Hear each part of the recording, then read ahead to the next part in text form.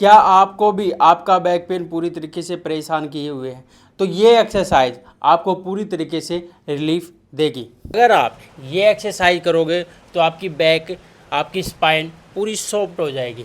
अगर आप ये एक्सरसाइज करोगे तो आपकी कोर एरिया की मसल्स और आपके बैक की मसल्स काफ़ी स्ट्रॉन्ग हो जाएगी।